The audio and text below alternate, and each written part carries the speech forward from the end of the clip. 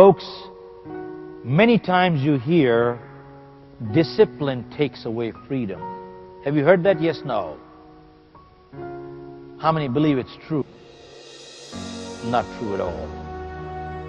Folks, discipline actually gives you freedom.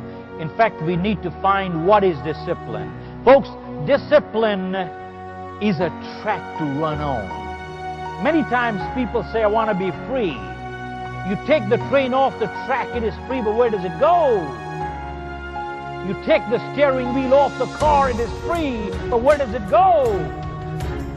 Nowhere. Discipline is a track to run on. This does not take away freedom. It actually gives you freedom. Anybody here who has a 2 or 3-year-old child? Raise your hand. 2 or 3-year-old child. Man, 3-year-old, 2-year-old? Yeah. Does your child love chocolates, man? Yeah. And if you took a nice big box of chocolate, would your child love it, man? Yeah. And the way kids are, when they like chocolates, they like to have the whole box in one go. Yes, ma'am. Yes, ma'am. True? And let me ask you, if you let your child have the whole box in one go, what will happen? Your child will fall sick. But if you discipline your child to have 2 or 3 every day, they would enjoy it and stay in good health longer. Am I right? Did discipline take away or give freedom? Give freedom.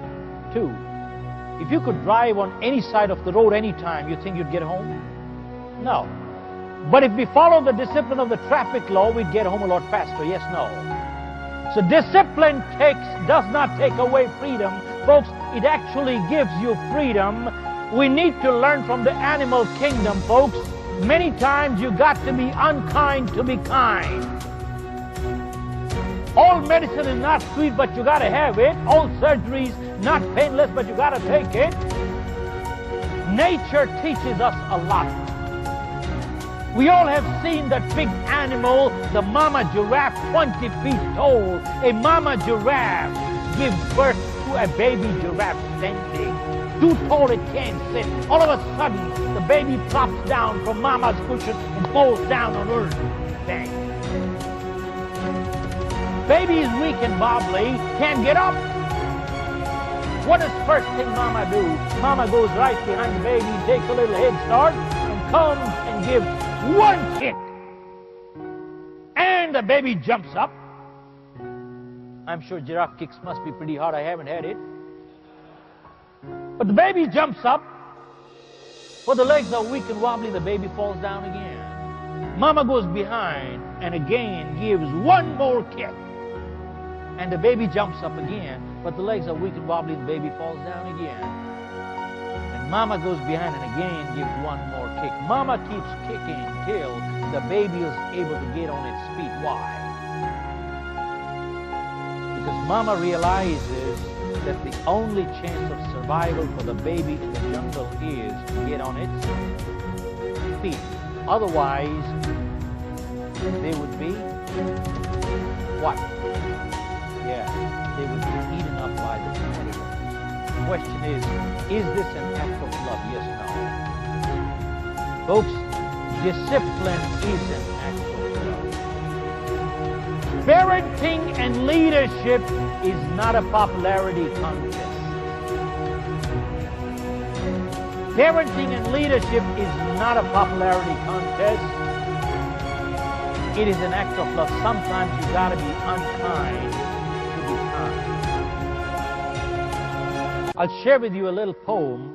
In fact, one time, a judge convicted a robber and asked him, do you want anything to say? He said, yep. Send my parents to jail too. He said, why?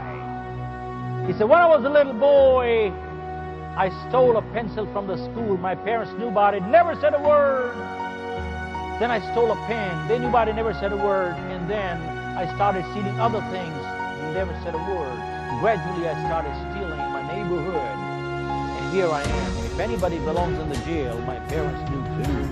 Folks, that does not absolve him of his own responsibility. But the question is, did the parents do their job right? Yes, no. Folks,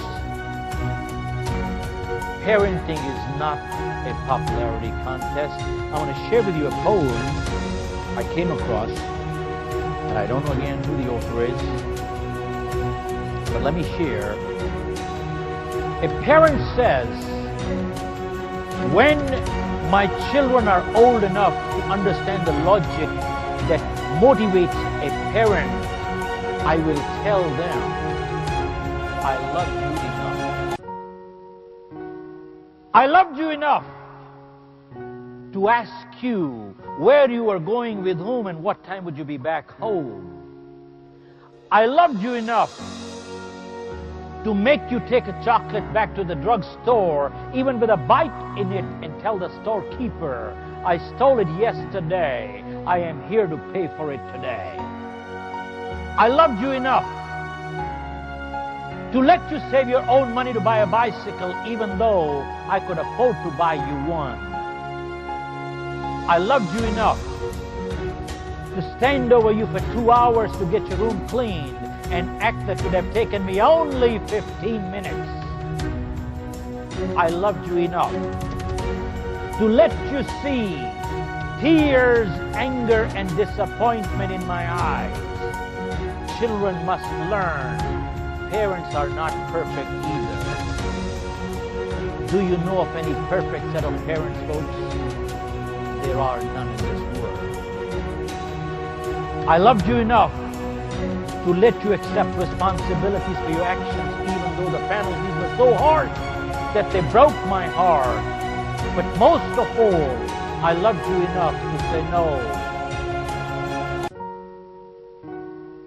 And I knew you would hate me for it, but those were the most difficult battles of all.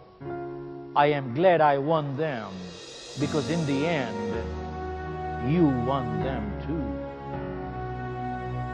Because in the end, you won them too. Folks, parenting is not a popularity contest at all. Sometimes you got to be unkind to be kind. Folks, going back a few years ago, I read an article in the United States, and it said, we people. You know what we people means? Not Mr. We. We people over 50, I am over 50. We are the no generation. You know what the no generation means? When we ask the parents, can I buy this? They said no. Can I go to the movies? No. Can I go to the restaurant? No. And when they said no, they meant no.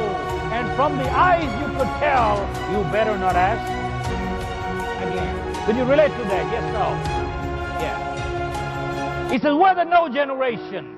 He says, our kids are the yes generation. Anytime they come and ask you, can I buy this? Of course. Can I go to the movie? Oh, yeah. Can I go to the restaurant? Of course. And if perchance you ever said no, they say, why? And now you explain the why. Then they again ask you why. You explain the second why, they again say why. And now the third why, and the fourth why, and the fifth why. Why does the sun come out of the east? I don't know why. That's the way it is. When you go to the doctor, he looks at your blood profile, and he says, you got malaria. You say, why? What do you mean, why? Because he's went through 30 years of medical school, because he knows more than you do. That's why. Folks, let me ask you a question. Does a 4-year-old have the same maturity level of a 40-year-old? Yes, no. You can explain all the why you want. Sometimes they don't understand, because I say so. Folks, I'll answer all the why you want, so long as the why comes out of inquisitiveness. That's fine. But sometimes people who have never learned to obey and never learned to command. People who have never learned to obey have never learned to command either. Folks, parenting is not a popularity contest. I see the time here. I could go on for 3 days, folks. no. Do you want me to go on a little bit more or stop here? Go on. Where's Richard? Richard has to cut short the lunch break, my friend. Folks, I'm just going to wind up quickly here. A couple of things I just want to share. Many times you hear people saying, I just don't have enough time. Time flies. Time comes and goes. Folks, it is flying right now. Time just comes and goes away. There's not enough time to do anything. Have you heard that? Yes, no? Yeah?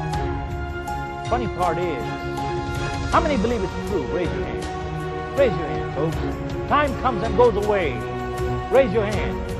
That's not true at all. Folks, time does not come and go away at all. Time is eternity.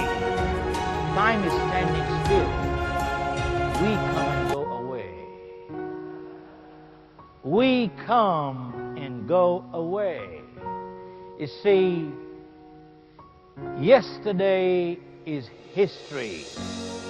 Tomorrow is mystery. Today is a gift. That is why they call it a present.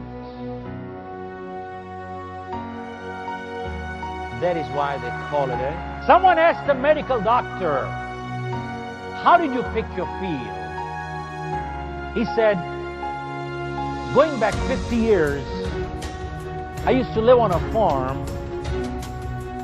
and I was 10 years old, and I had a little brother, 6-year-old, who fell sick and sick real bad. And he said, we had a family friend who was a medical doctor, so our parents called him, and he stayed overnight because that was a crucial night. And all night the doctor kept struggling with the kid.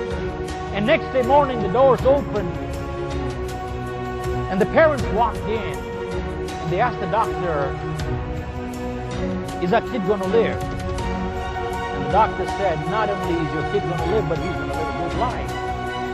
And he said, the moment the doctor finished the last word, I saw a smile of relief come on my parents' faces. And he said, I was 10 years old. And he said, the moment I saw the smile of relief on my parents' faces, that's the time I made up my mind.